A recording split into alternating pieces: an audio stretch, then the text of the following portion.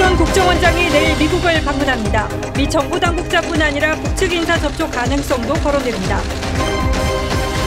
미국과 정상회담을 끝낸 정부가 주한미군 사드 기지 정상화에 나섰습니다. 사드 완전 배치를 위한 물자 반입이 시작됐고 4년 만에 주민과의 대화에도 나섰습니다. 김호수 검찰총장 후보자가 변호사로 활동하던 지난 8개월 동안 22개 사건을 수임한 것으로 확인됐습니다. 특히 라임과 옵티머스 사태 관련 변호를 맡았던 것으로 드러나 내일 인사청문회에서 논란이 예상됩니다. 미국이 일본을 여행 금지 지역으로 상향했습니다. 도쿄 시민 60%가 올림픽 개최를 반대하고 있어 개최 불확실성을 키웠습니다. 코로나 확진자 3명 중 1명은 변이 바이러스 감염일 정도로 변이 확산이 빨라지고 있습니다. 무허가 유흥주점 때문에 지금 현행범인으로 체포됩니다. 야간 시간 불법 영업을 하던 유흥주점이 비상통로로 손님을 도피시키다 적발됐습니다. 한강공원 등은 야외 음주족에 쏟아지는 쓰레기를 감당하지 못하고 있습니다. 국세청이 코로나 호황을 누린 것으로 평가받는 골프장 등의 탈세 혐의를 잡고 세무조사에 착수했습니다.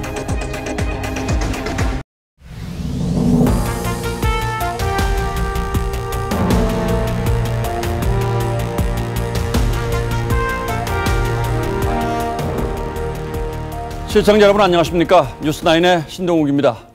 박지원 국정원장이 내일 미국을 방문하는 것으로 확인됐습니다. 국정원장이 직접 그것도 대통령이 다녀온 직후 미국을 간다는 것 자체가 예사롭지 않습니다. 일단은 이번 정상회담에서 미국 정부가 북한과의 대화 여지를 남겨놓은 만큼 이와 관련한 논의를 하기 위해서 급히 방미길에 올랐다는 추정을 할 뿐입니다. 그리고 뉴욕 방문 일정이 있는 것으로 봐서 이른바 뉴욕 채널 접촉 가능성도 배제할 수 없습니다. 이번 한미 정상회담에서 한미 간에 변화된 기류가 감지됐고 우리 정부가 이를 통해 미북 관계 그리고 남북 관계 개선의 불씨를 되살리려는 것 아니냐는 전망이 그래서 나오고 있습니다. 오늘은 구민성 기자의 단독 보도로 뉴스9 시작하겠습니다. 박지원 국정원장이 내일 비밀리에 미국으로 출국합니다. 박 원장은 미국 간 대화 채널인 북한 대표부가 있는 뉴욕을 거쳐 워싱턴까지 방문합니다. 한미 정상회담에서 판문점 선언과 싱가포르 선언을 이어가기로 한 만큼 박 원장이 북한의 회담 결과를 설명하고 그 반응을 전달하기 위해 미국을 찾는 거란 해석이 나옵니다.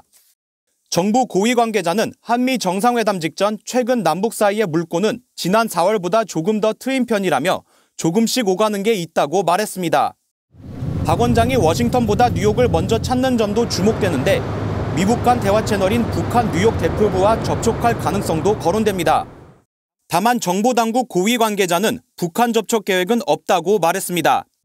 미국도 그간 뉴욕 대표부를 통해 북한의 대화를 제의했던 것으로 알려졌던 만큼 이번 한미 정상회담을 계기로 대화 동력이 살아날 가능성도 있습니다. Our two nations also share a willingness to engage diplomatically with the DPRK.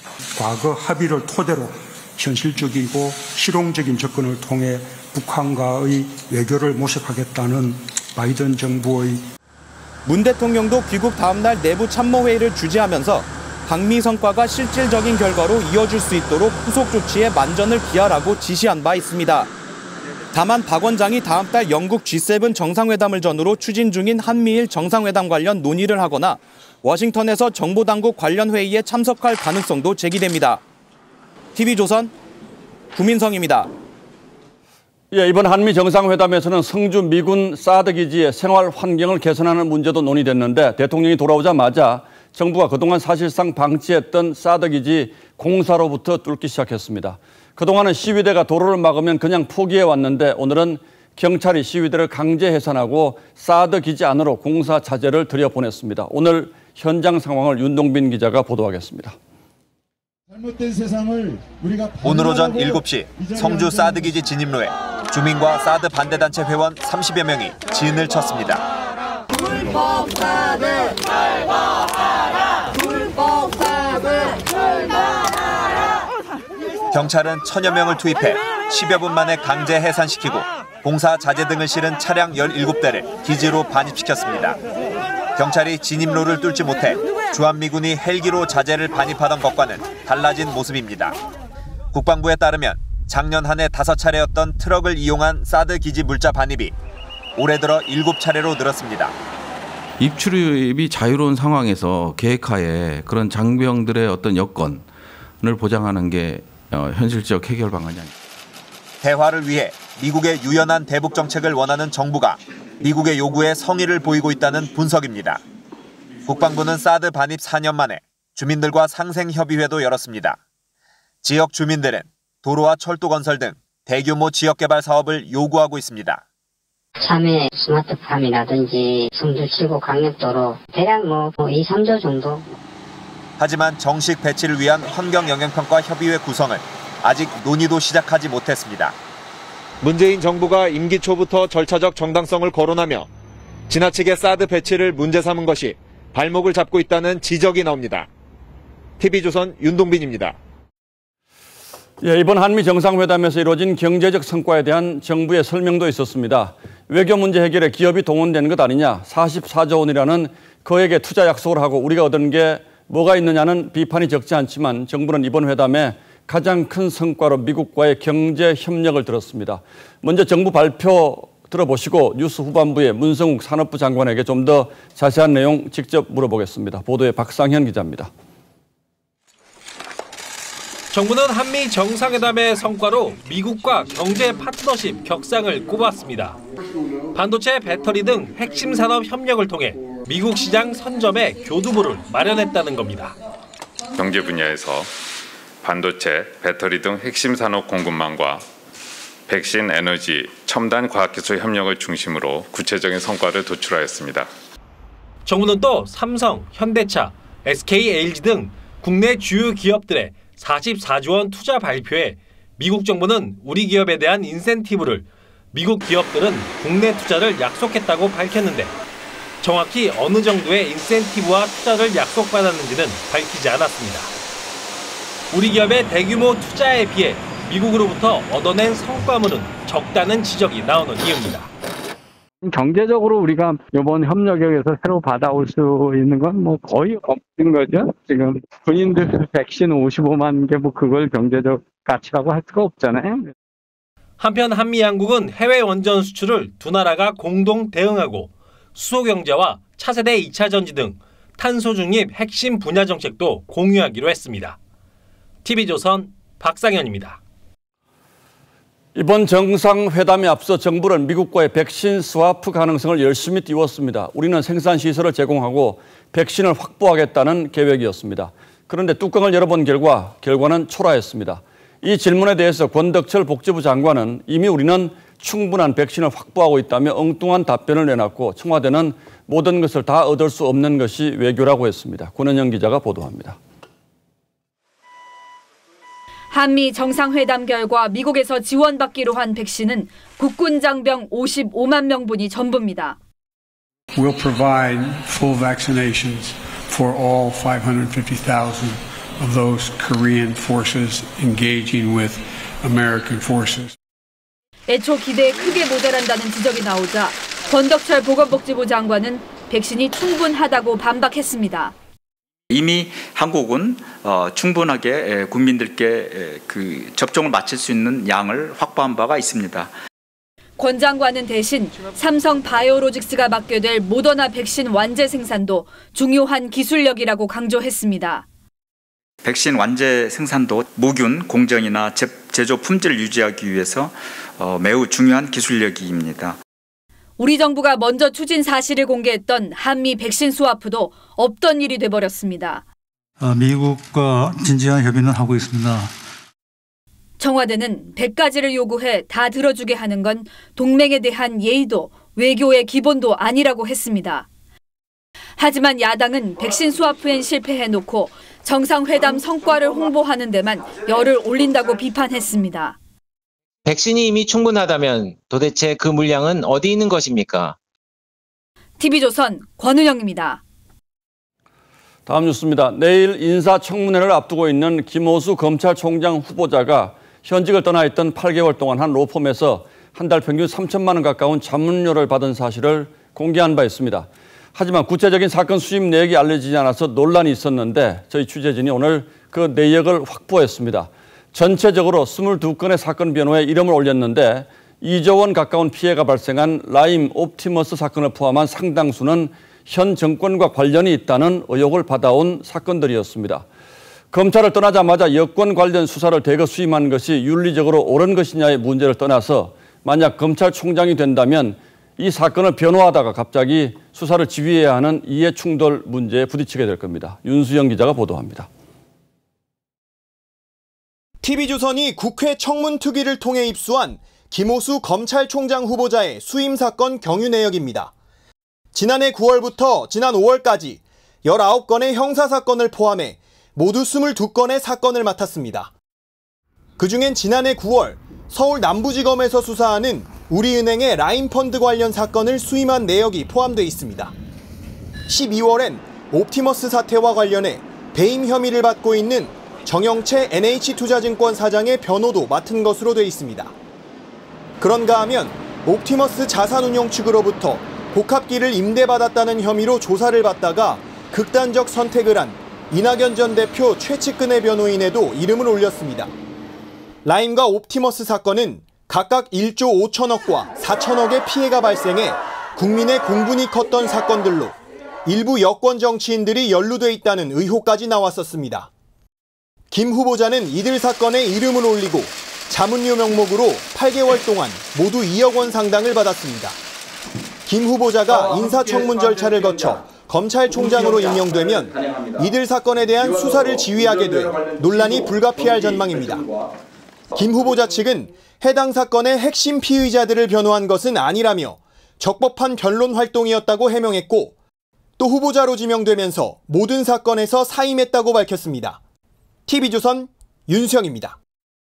예, 물론 김 후보자가 취업할 수 없는 곳에 간 것도 아니고 변호사가 된 이상 사건을 수임한 것 자체를 문제 삼을 수는 없습니다. 하지만 검찰을 떠난 뒤에도 끊임없이 정부 고위직의 하마평이 올랐고 검찰총장 가능성도 적지 않은 시점에 이런 예민한 사건들을 대거 수임했다는 것은 분명 문제가 있습니다.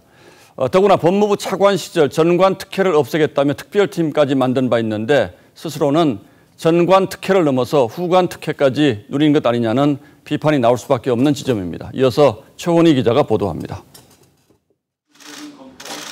김호수 검찰총장 후보자는 국회 답변서를 통해 전관 및 후관 변호사에 대한 부적절한 특혜는 근절돼야 한다며 실효적인 해결 방안을 검토하겠다고 답했습니다. 또 법무부 장관 직무대행이던 지난 2019년 11월 전관 특혜 근절 TF 구성을 지시한 데 이어 퇴임 직전 전관 특혜 근절 방안을 내놨습니다. 하지만 정작 자신이 8개월간 로펌에서 2억여 원의 자문료를 받아 전관 예우라는 비판이 나왔습니다. 특히 재직 중이었던 지난해 1월 라임 사건이 검찰에 고발됐고 김 후보자는 퇴임 5달 뒤 라임 관련 사건을 수임했습니다.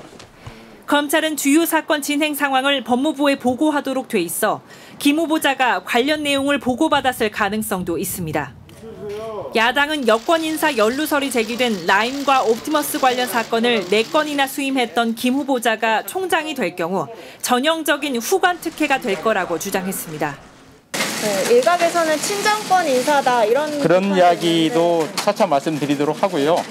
김 후보자는 앞서 정치적 중립성에 문제가 있는 것처럼 비치는 상황에 유감스럽다며 총장에 임명되면 정치적 중립성과 독립성을 지켜나가겠다는 뜻을 밝혔습니다. TV조선 최원입니다. 도쿄올림픽을 2달 앞두고 미국 정부가 전격적으로 일본에 대한 여행 경보를 상향 조정했습니다. 기존의 3단계 여행 재고에서 4단계 여행 금지로 올린 겁니다. 미국인들에게 사실상 일본 가지 말라는 뜻이고 이렇게 되면 미국 선수단 불참 가능성도 배제하기 어렵습니다. 일본 정부는 아직 최종 개최 여부를 발표하지 않고 있는데 다시 한번 큰 악재를 만났습니다. 장동욱 기자입니다. 미 국무부는 오늘 일본에 대한 여행 경보를 4단계로 상향했습니다. 여행을 재고하라는 3단계를 넘어선 최고 수위 경보입니다. 강제성은 없지만 일본 여행을 가지 말라고 정부 차원에서 공식 권고한 겁니다. 오늘 조치로 일본은 캐나다, 프랑스, 이스라엘 등 151개국과 함께 미국의 여행 금지국 리스트에 이름이 올랐습니다. 우리나라는 강화된 주의가 필요하다는 2단계입니다. 개막이 채 2달도 남지 않은 도쿄올림픽은 또 한 번 타격을 입었습니다. 이미 미 질병통제예방센터가 일본의 코로나19 위험 정도를 매우 높은 수준으로 강화한 상황에서 이번엔 일본 여행 금지 권고까지 더해진 겁니다. 일본 매체들은 이번 사태가 미국 선수단의 올림픽 불참으로 이어질 수 있다며 최악의 경우 다른 나라들까지 잇따라 불참을 선언하는 사태가 벌어질 수 있다고 우려했습니다. 후폭풍이 거세지자 일본 정부는 급히 진화에 나섰습니다. 東京オリンピック・パラリンピックの競技大会の開催を実現するとの日本政府の決意を支持するという米国の立場には何ら変更はないと考えております。 미국 올림픽위원회도 성명을 내고 미국 선수단의 안전한 참가에 자신감을 가지고 있다면서 대회 불참론을 경계했습니다. TV조선 장동우입니다. 일본 내 여론도 올림픽을 열어서는 안 된다는 쪽이 우세합니다. 올림픽을 개최할 경우에 도쿄의 확진자 수가 3배 넘게 증가할 것이라는 예상이 나왔고 도쿄 시민 60%는 개최에 반대하는 것으로 나타났습니다. 이어서 이다솜 기자가 보도합니다. 하루 평균 확진자가 4,000명까지 늘어난 일본. 올림픽을 향한 시선이 고을리 없습니다. Everyone thinks we shouldn't hold the Olympics, but the government isn't in a position to say that. But I think the Olympics will definitely be cancelled. 한 여론조사에 따르면 도쿄 시민 60%가 올림픽 개최를 중단해야 한다고 답했습니다. 이런 분위기에서 올림픽 정상 개최를 위해선 약간의 희생을 해야 한다는 지난 22일 IOC 바흐 위원장의 발언은 여론에 기름을 부었습니다. 공개적으로 반대를 표명하는 일본 정재계 인사들도 등장하고 있습니다. 일본 제1야당인 이펀 민주당의 에다노 유키오 대표는 목숨을 희생하면서 올림픽에 협력할 의무는 누구에게도 없다며 바흐 위원장의 발언을 저격했고 미키타니 히로시 라쿠텐 대표도 올림픽 개최 강행은 자살 행위라고 생각한다며 강하게 반대했습니다. 올림픽을 강행할 경우 코로나 확진자가 급증할 수 있다는 구체적인 분석도 나왔습니다. 도쿄대 연구팀은 올림픽 개최로 인파가 10% 늘어날 경우 올해 9월 도쿄의 하루 신규 확진자는 취소했을 때보다 3.3배 증가할 것으로 전망했습니다. 그럼에도 외신들은 막대한 재정 손실에 대한 우려로 IOC와 일본 양측 모두 취소 결정을 내리지는 못할 것이라고 전망했습니다. TV조선 이다솜입니다. 올림픽 무대는 스포츠 못지않게 글로벌 기업들의 광고 경쟁도 큰 볼거리죠. 기업들이 천문학적인 금액을 지불하면서 공식 후원사가 되는 것도 이런 이유에서입니다. 하지만 이번엔 개최 여부 자체가 불투명해지면서 올림픽 특수를 기대했던 기업들의 불안감이 고조되고 있습니다. 이상배 기자가 취재했습니다. 삼성전자는 1998년부터 올림픽 공식 후원사로 활동하고 있습니다. 지난 2016년 브라질 리우 올림픽 때는 현장에서 최신 전자제품을 공개하기도 했습니다. 이번은 상황이 다릅니다. 사전 예약을 받았던 올림픽 기념 스마트폰은 지난해 올림픽이 연기되면서 전량 폐기했습니다. 올해 역시 개최 여부가 불투명하면서 삼성 관계자는 올림픽 마케팅을 언제 시작할지 아직 못 정하고 있다고 밝혔습니다.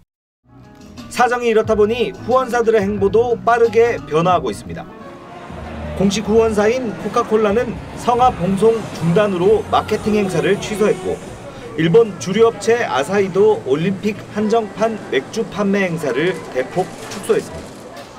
4년마다 올림픽 특수를 누렸던 국내 유통업체들도 뚜렷한 해답을 내리지 못한 채 전전긍긍하고 있습니다. 올해는 개최 여부 등이 불투명해 현재 단계에서는 관련 행사 준비하고 있지 않습니다. 삼성전자를 비롯해 글로벌 후원사 14개 기업이 도쿄올림픽에 낸 후원금은 20억 달러, 우리 돈 2조 2천억 원에 달합니다. TV조선 이상매입니다. 코로나 장기화로 인한 자영업자들의 고통이 커지고 있습니다만 이 와중에 큰 호황을 누리는 업종들도 있습니다. 골프장 같은 곳이 대표적인 이른바 코로나 승자로 꼽히는데 급격히 늘어난 수익을 빼돌리기 위해서 갖가지 탈세 수법을 동원했다가 국세청에 포착됐습니다. 이태형 기자입니다. 골프장은 집콕 생활에 지친 이용객들이 붐비면서 코로나 최대 수혜 업종으로 떠올랐습니다. 확실히 골프 인구수가 해외 골프도 지금 막혀있는 상태고 코로나 전후로 봤을 때는 지금 예약률이 많이 높아진 상태고 지방에 위치한 A골프장은 이용객이 급증하자 이용료를 10% 올렸습니다. 그리고는 건설사의 조경공사비를 부풀려 지급하고 가짜 인건비도 계산해 자금을 빼돌렸습니다. 또 골프카트를 독점 공급하는 자녀 회사에 높은 대여료를 지급하거나 골프장 주식을 시가보다 낮게 증여하기도 했습니다. 국세청은 골프장과 유통업체, 병원 등 코로나로 호황을 누리는 업종의 탈세 혐의자 67명을 대상으로 세무조사에 나섰습니다. 경제 위기를 통해 오히려 호황을 누리는 코로나 승자로 급격히 증가한 소득을 숨기기 위한 의도적이고 적극적인 탈세 혐의가 있습니다. 비치과는 교정 환자의 현금 매출 신고를 누락하고 수익을 감추기 위해 수십억 원을 가상화폐에 투자했습니다. 이 가운데 수억 원을 자녀 유학자금 등으로 몰래 증여한 혐의도 받고 있습니다. 수익금을 누락한 걸로 가상자산을 이제 12억 원을 상부분하고 쭉 보니까 문제가 있어서 국세청은 가상화폐 과세를 시작하는 내년부터 은닉한 가상화폐의 상당 부분이 드러날 것이라고 예상했습니다. TV조선 이태영입니다. 계속해서 코로나 상황입니다. 신규 확진자가 500명대를 이어간 가운데 확진자 3명 중 1명은 변이 바이러스 감염일 정도로 변이 확산이 빨라지고 있습니다. 아시다시피 변이 바이러스는 전파력이 강해서 지금의 확산세를 더 키우는 건 아닌지 우려됩니다. 박상준 기자의 보도입니다. 대구 유흥업소 관련 확진자는 2주간 179명까지 나왔습니다. 첫 지표 환자는 영국 변이가 유행하고 있는 울산에서 왔는데 우려했던 영국 변이가 확인됐습니다. 저희가 표본을 취해서 그 변이 여부를 확인한 결과 영국형 변이로 이렇게 확인을 하고 있습니다. 서울 은평구의 이 교회 관련 확진자 37명 중에서도 7명에게서 변이가 검출되는 등 지난주 주요 변이 4종이 확인된 집단 감염은 17건, 감염 인원으로는 277명 늘었습니다. 변이 검출률은 35.6%로 역대 최고치입니다. 인도 입국 교민 확진자 52명 가운데 10명은 인도 변이 감염이 확인됐습니다. 백신을 2차까지 다 맞았는데도 코로나에 걸린 돌파 감염 사례자는 3명 더 나와 총 4명으로 늘었습니다. 방역당국은 2차 접종 완료자 185만 명에 비하면 4명은 극히 드문 사례라며 접종을 거듭 당부했습니다. 이 사람들은 접종력이 없는 사람에 비해서 임상 증상이 좀 경증이고 추가 전파시키는 가능성이 더 낮다라고 이렇게 알려져 있습니다. 국내 첫 돌파 감염 사례자인 영남의 20대 간호사는 변이에 감염되지는 않은 것으로 나타났습니다. TV조선 박상준입니다. 이렇게 심상치 않은 코로나 확진 추세에 거리 두기는 현 수준 그대로 3주 연장됐죠. 그런데 시민들의 긴장감은 예전 같지 않은 것 같습니다. 이른바 코로나 통금이 시작되는 밤 10시면 도심 속 공원 등에서는 술판이 벌어지기 일쑤인데 방역 걱정은 물론이고 쓰레기 문제도 골칫거리가 되고 있습니다. 황선영 기자가 현장을 둘러봤습니다. 음식점과 술집이 문을 닫는 밤 10시가 되자 도심 속 공원이 발 디딜 틈 없이 붐비기 시작합니다. 코로나 통금을 피해 2차 야외 술자리를 찾아 나선 시민들입니다. 공원에서도 5인 이상 사적 모임이 적발될 경우 과태료 10만 원이 부과되지만 시민들은 아랑곳하지 않습니다. 사람들이 떠난 자리엔 돗자리채 버려진 쓰레기와 자리를 가져와서 앉아계시다가 남녀 서 있는 곳에 둘이 이렇게 있다가 아마 바로 가셨을 거예요. 그냥 이렇게 놓고 가신 거예요? 온갖 술병이 넘쳐납니다. 병이 많아요. 소주병이랑 라면 봉지, 물병. 맥주캔을 놓고 떠난 커플도 드시고 안 버리시고 그냥 가시는 건 아니에요? 아니 지금 화장실 갔다 오려고 했어요. 아 그래요? 다시 오시는 거예요? 네. 다시 돌아오지 않았습니다. 자정 무렵 사람들이 썰물처럼 빠져나가자 잔디밭은 쓰레기장을 방불케 했습니다. 공원을 직접 돌면서 쓰레기를 주워보겠습니다.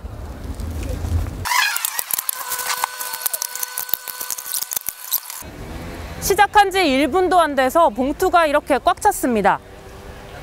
공원 관리자들은 인력 부족으로 단속은커녕 쓰레기 처리도 버거운 형편이라고 했습니다.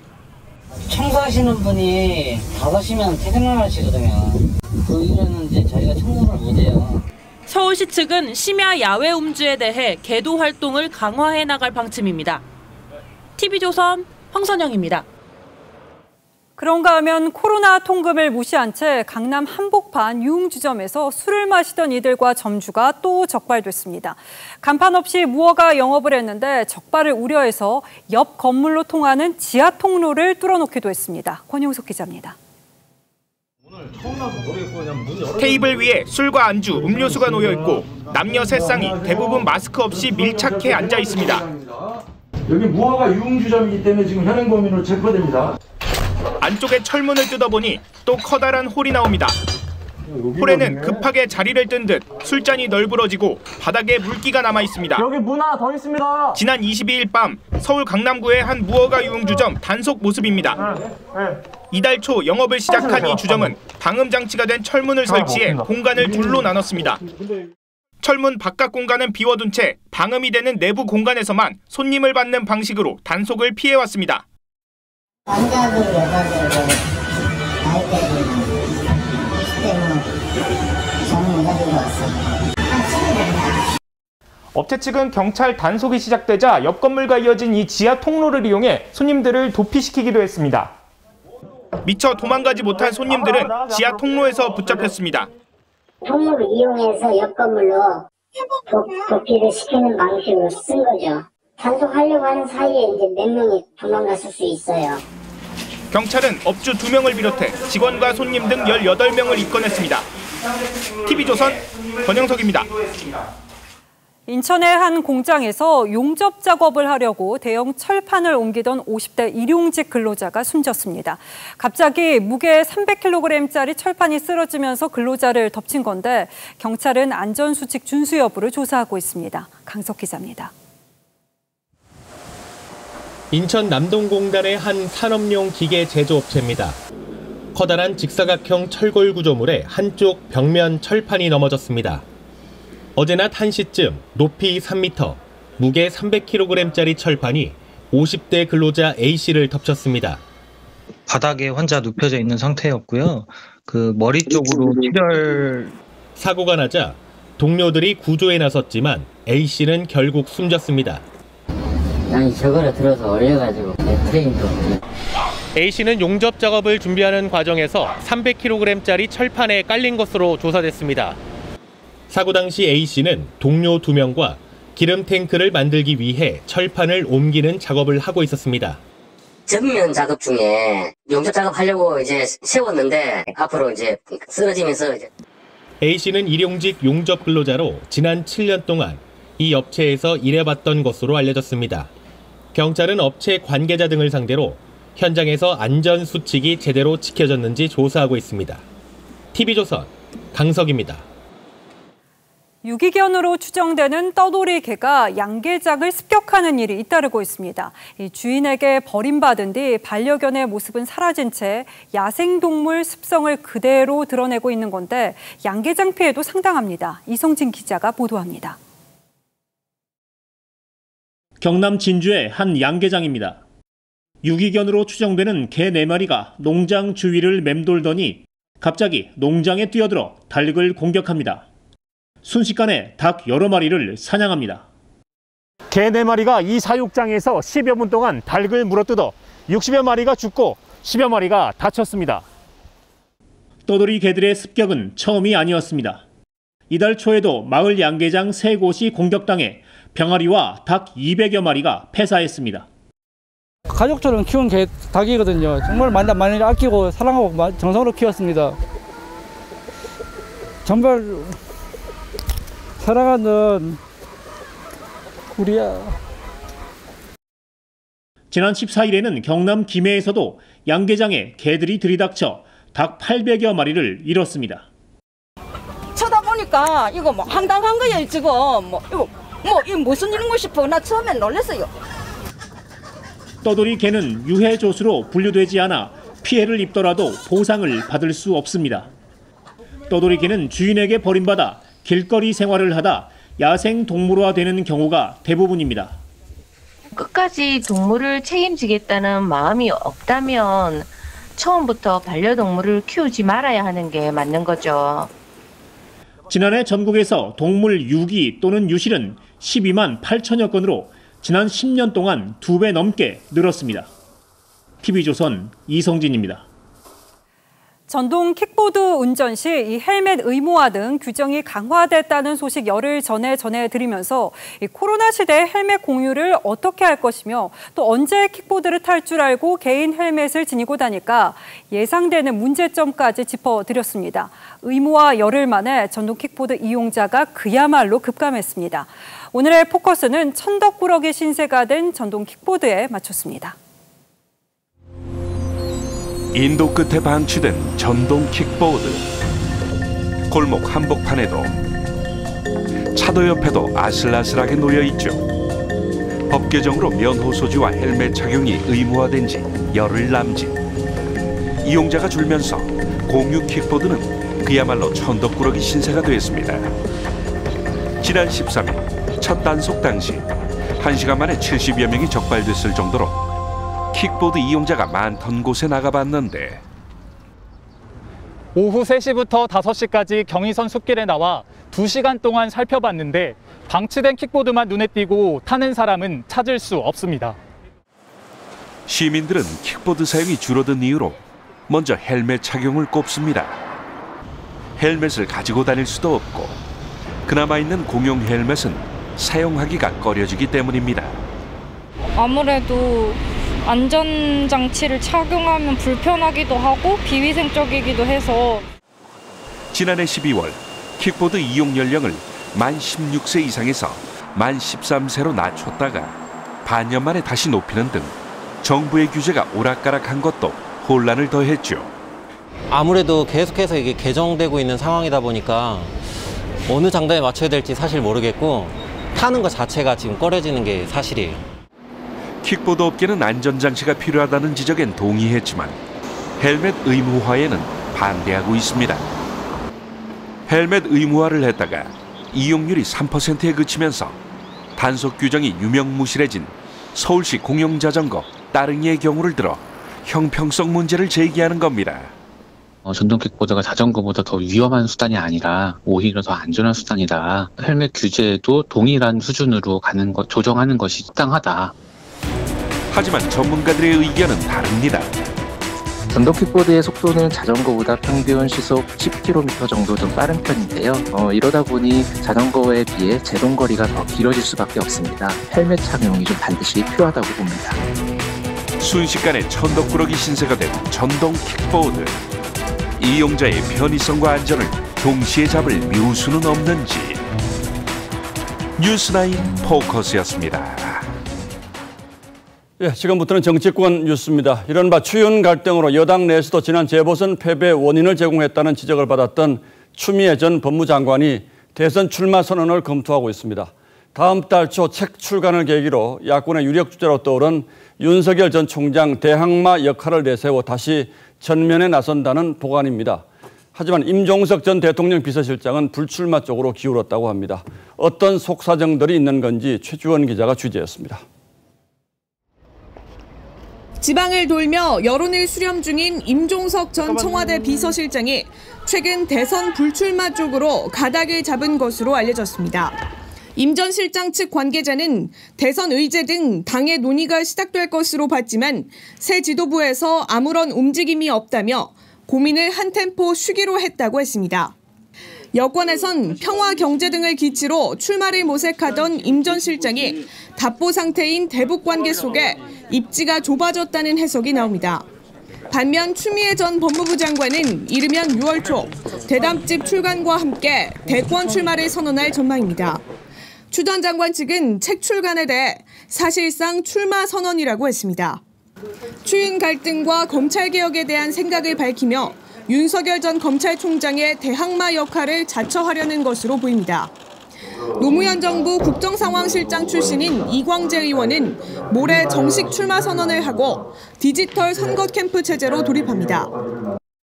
이른바 13용 등판설까지 거론되며 여권 대선 주자들의 움직임이 가시화되는 상황에서 이재명 경기지사 독주 체제로 굳어진 대권 가도에 경선 일정 연기로 변수를 줘야 한다는 주장이 나옵니다.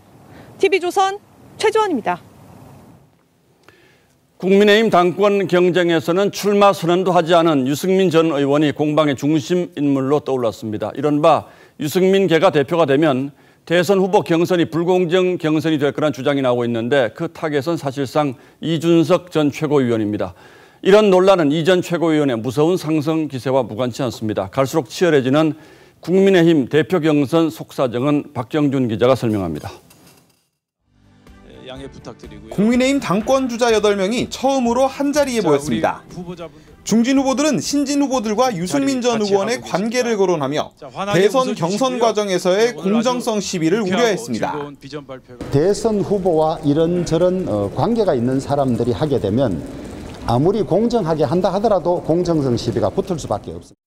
당대표가 계파와 무관하지 않다면 공정하고 중립적인 경선도 어려울 것이고 어떤 외부의 후보도 오려고 하지 않을 것입니다. 그러자 신진 후보들은 계파 정치와 거리를 뒀습니다. 계파나 따지고 있는 그런 한심한 정치 이제 그만두셨으면 좋겠어요. 계파에서 자유롭기 때문에 투명한 대선 주자 관리 그리고 경선의 운영을.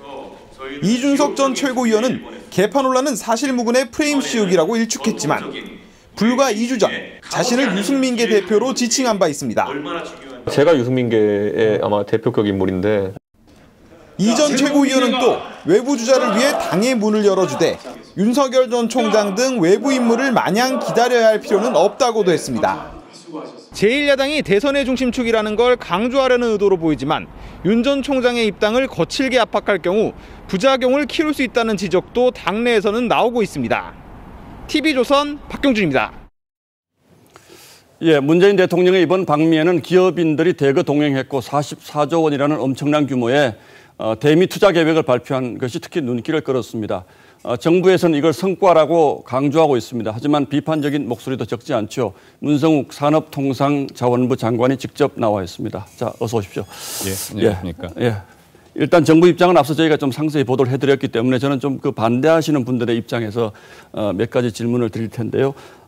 먼저 이번 방미를 통해서 얻은 경제적 성과 총평을 좀 간단하게 좀 해주시죠.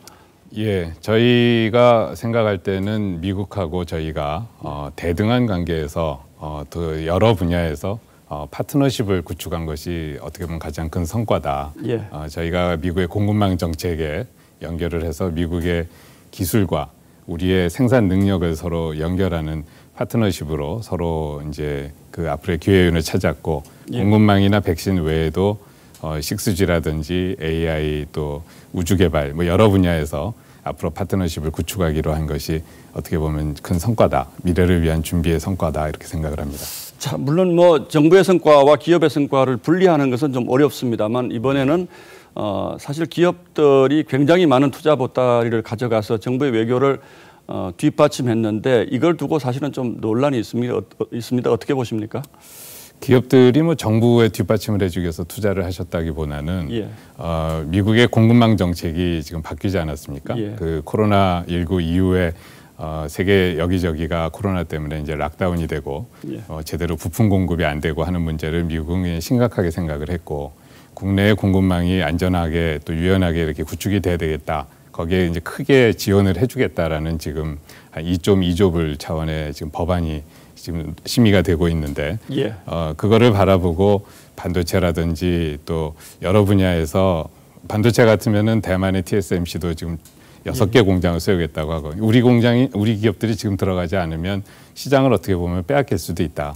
시장을 선점하기 위해서는 지금 들어가는 게 맞는데 마침 한미 정상회담이 열리면서 미국 정부의 좀 그 겉에 보이는 공식적인 어떤 이런 지원 같은 것도 이번에 같이 끌어냈기 때문에 우리 기업으로서는 어차피 적기에 지금 투자를 해야 되고 좀 더 좋은 분위기에서 투자를 할 수 있는 환경이 예, 그러나 한편으로 보면 기업들이 직접 이런 투자를 결정하고 미국의 정부라든지 지방 정부와 이제 소위 딜을 했다면 훨씬 더 좋은 인센티브를 많이 얻어낼 수도 있는데 우리 정부와 같이 가다 보니까 좀 그런 주장을 하기가 좀 어렵지 않았냐 이런 비판도 있습니다. 오히려 저희가 제가 비즈니스 라운드 테이블이 끝나고 예. 그 미측의 상무장관하고 이제 별도 면담 자리를 가졌을 때 예. 우리가 기업들이 이렇게 투자를 하려고 하니 예. 미측의 인센티브가 이제 확정이 되는 대로 우리 기업들도 꼭 최대한 배려를 받을 수 있도록 요청을 했고 미국 측에서 그렇게 약속을 했습니다.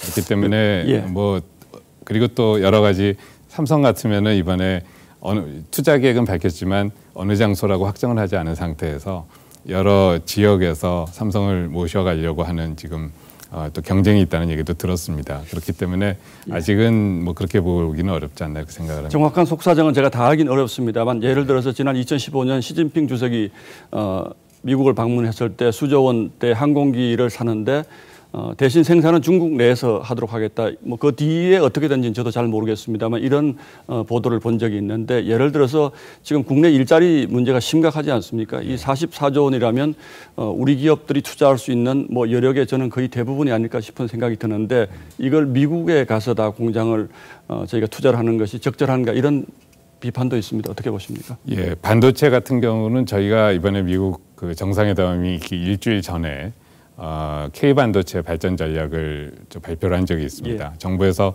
전에 없이 많은 세제 지원이나 또 규제 개혁 이런 걸 약속을 했고 거기에 업계에서는 2030년까지 510조 원을 투자를 하겠다라고 발표를 했고 구체적인 내역도 있습니다. 국내 투자가 줄어드는 게 아니고 미국 시장을 우리가 선점하기 위해서 기업은 투자를 하는 거고 좀 더 첨단이고 우리의 그 미래를 준비하는 투자는 국내에서 계속 이루어질 거고요. 현대자동차도 이번에 미국에서 전기차 생산을 약속을 했지만 국내 생산 그 전체 능력을 줄이지는 않을 것이다. 이런 식으로 발표를 했기 때문에 오히려 미국에 나가는 투자와 연결되는 우리 협력업체들의 수출이나 장비 투자 뭐 이런 경우는 더 확대되는 그 순증 효과가 있을 것이라고 생각을 합니다. 그러면 앞으로도 우리 기업들이 미국에 이번에 약속한 투자를 이행하기 위해서 정부가 지속적으로 좀 협조를 해야 되겠군요.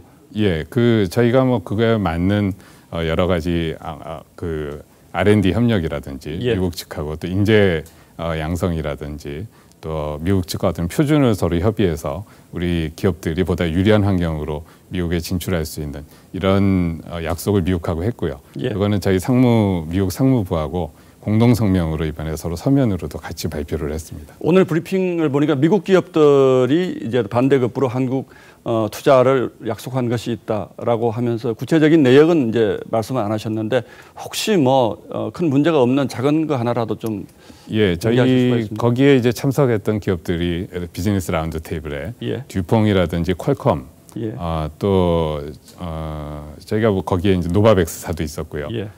듀퐁사 같으면은 저희 포토레지스터 일본에서 수출 제안을 했던 그 포토레지스터와 같은 반도체 소재를 개발하는 원천 기술 개발하는 R&D 센터를 한국에 세우겠다라는 것을 그때 발표를 했고요. 또 퀄컴사 같은 경우는 지금까지 우리나라의 중소기업들의 많은 그 상생 차원의 기술 그 이전과 투자를 하고 있습니다. 그 투자를 계속 지원하겠다.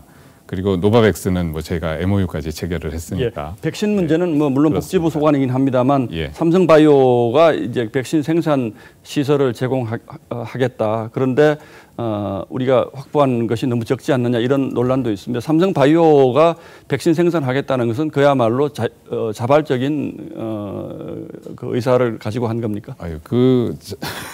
저희 비즈니스는 어디까지나 냉철하게 기업이 판단을 해서 서로 약속을 하는 거라고 생각을 하고요.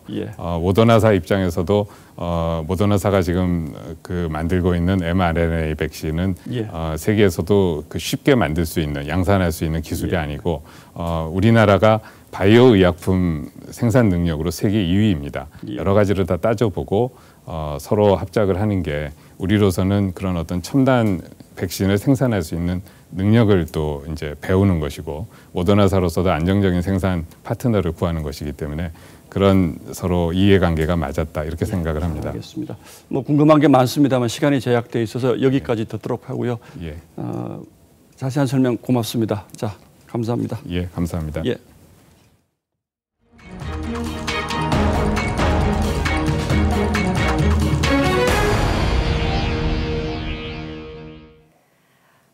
요즘 기업의 최대 화두는 환경을 생각하는 경영입니다. 과거에는 기업이 돈을 얼마나 벌었는지가 관심이었다면 지금은 기업이 얼마나 환경을 생각하고 사회에 공헌했는지가 중요하다는 것인데요. 물론 우리 미래를 우려하는 측면도 있습니다만 이 세 가지가 기업을 평가하는 주요한 지표가 됐기 때문이기도 합니다. 오현주 기자입니다. 양념장 위에 낙지 한 마리. 골목 식당에서 직접 만든 이 간편식은 기업이 음식값의 50%를 내줍니다. 기업이 인근 소상공인을 돕는 착한 소비입니다. 많은 도움이 됐습니다. 저뿐만 아니라 여러 모든 상가들이 다 좋아를 하죠. 오래 했으면 좋겠다는. 회사 내 카페에는 일회용 컵이 사라졌습니다. 다회용품을 사용한 뒤에는 각 층에 설치된 수거함에 반납하면 됩니다. 일회용 컵 대신 이렇게 다회용 컵을 사용하면 한 컵당 52g의 탄소 배출을 줄일 수가 있습니다. 이는 소나무 세 그루가 하루 동안 흡수하는 탄소량입니다. 미래 환경에 도움이 된다고 생각하니까요. 그런 불편함을 좀 감수하고서라도 다회용 컵을 쓰기로 했습니다. 기업들이 친환경과 사회공헌 활동에 적극 나서는 건 ESG 경영이 기업 평가 요소로 자리 잡았고 평가가 좋을수록 투자도 많이 받을 가능성이 높기 때문입니다. 문제는 아직까지 대기업 중심이고 중소기업들은 ESG 경영에까지 신경 쓸 여력이 없다는 점입니다. 국가 차원에서는 중소기업을 대해서 여러 가지 경제적, 물적, 인적 지원을 해야 된다라는. 전문가들은 ESG 경영이 전 세계적인 요구인 만큼 대기업과 중소기업이 함께 상생 모델을 만들어 대응해야 한다고 지적합니다.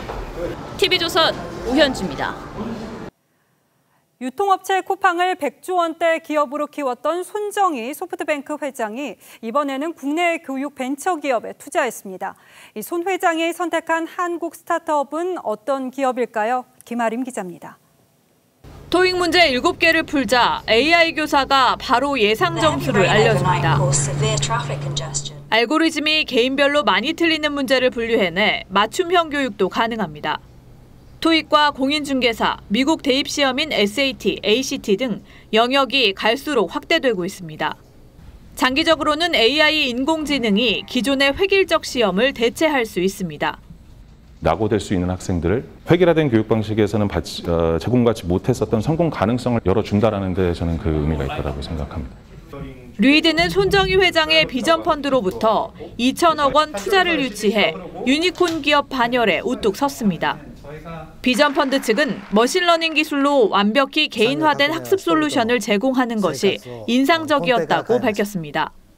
전 세계 에듀테크 벤처 투자액은 지난해 162억 달러, 18조 원으로 10년 만에 32배 증가했습니다. 세계적으로 18조 정도 매년 이제 투자되고 있거든요. 한국의 그 교육 산업이 세계로 나가는 좋은 이제 계기가 된다고. AI 교육 시스템은 이미 각국의 공교육에 접목되면서 교육 격차 해소에 천병이 되고 있습니다. 한국의 스타트업이 글로벌 교육의 패러다임을 바꾸고 있습니다. TV조선 김하림입니다. 말레이시아 수도 쿠알라룸푸르에서 경전철 2대가 충돌해서 200여 명이 부상했습니다. 이 갑작스런 충돌에 승객들은 공포에 질렸습니다. 유혜림 기자입니다. 바닥엔 유리 파편이 흩어져 있고 승객들은 겁에 질렸습니다. 쓰러진 사람들도 속출했습니다. 어젯밤 8시 45분 말레이시아의 수도 쿠알라룸푸르에서 88층 높이의 쌍둥이 빌딩 인근 지하 터널을 지나던 경전철 2대가 정면으로 충돌했습니다. 승객 213명을 태운 열차는 시속 40km로 달리다 수리를 마치고 승객 없이 시운전 중이던 맞은편 열차와 부딪혔습니다. 탑승객 전원이 다쳤고 47명은 중상입니다. 구조된 이들은 유리창이 깨지고 모든 게 악몽 같았다며 당시 상황을 전했습니다. 현지 경찰은 열차 간 의사소통에서 오류가 생겼을 가능성에 무게를 두고 조사에 착수했습니다. 이번 사고는 1998년 말레이시아 경전철 운영이 시작된 이후 최대 규모입니다.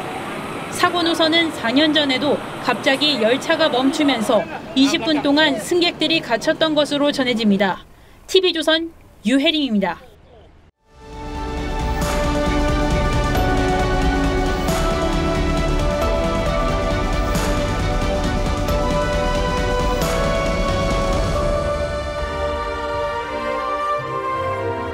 무더위에서 왕자를 만난 신데렐라가 유리 구두를 남긴 채 급히 사라집니다.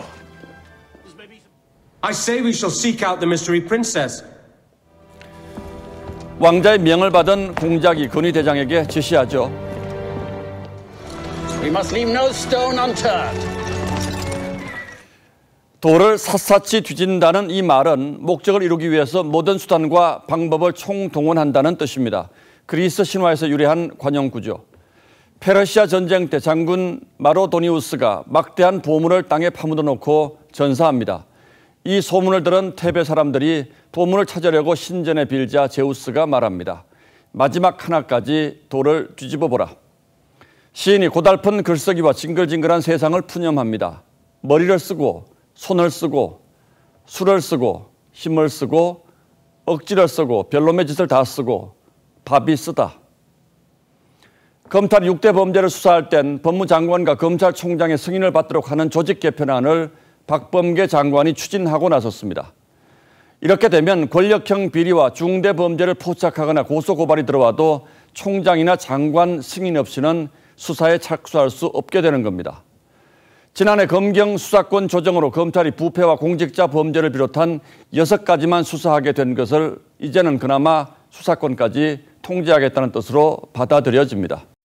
소위 말하는 범수 완판이라고 하는 것은 부패를 완전히 판치게 하는 부패 완판으로서 여당이 중수청을 신설해 검찰 수사권을 완전히 박탈하려다 여론의 반발에 부딪히자 이제는 다른 돌을 뒤집어 보는 건 아닌지 모르겠습니다.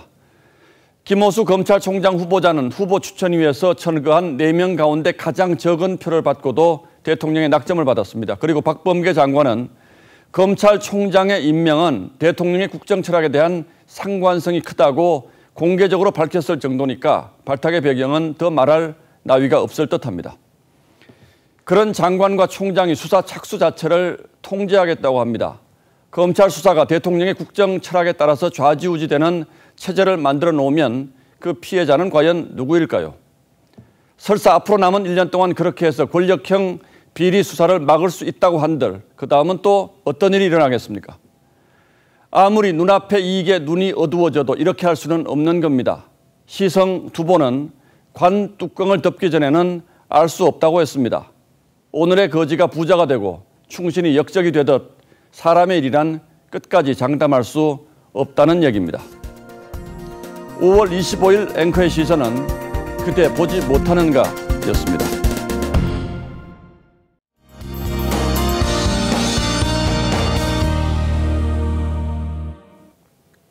비와 바람 덕에 황사가 오래 머물진 않았습니다. 공기가 깨끗해졌는데요. 내일은 바람도 잦아들면서 오늘보다는 맑고 잠잠한 날씨를 보이겠습니다. 다만 비 소식이 아예 없는 건 아닌데요. 수도권과 강원 영서 지역에서는 낮 동안 비가 살짝 지나겠습니다. 그리고 오후부터는 남쪽에서부터 비구름이 북상하겠는데요. 내일 오후 제주도를 시작으로 모레는 전국으로 비가 확대되겠습니다. 내일 기온 살펴보겠습니다. 비가 거의 내리지 않아서 오늘보다 4, 5도가량 높겠는데요. 내일 서울의 한낮 기온 24도, 청주와 대전 25도까지 오르겠고요. 남부 지역은 대구가 25도, 전주와 광주 26도를 보이겠습니다. 주말 전까지는 비가 자주 내리겠습니다. 목요일과 금요일에는 전국 대부분 지역에 비 소식이 들어있습니다. 날씨였습니다. 5월 25일 화요일 뉴스9는 여기서 모두 마치겠습니다. 시청해주신 여러분 고맙습니다.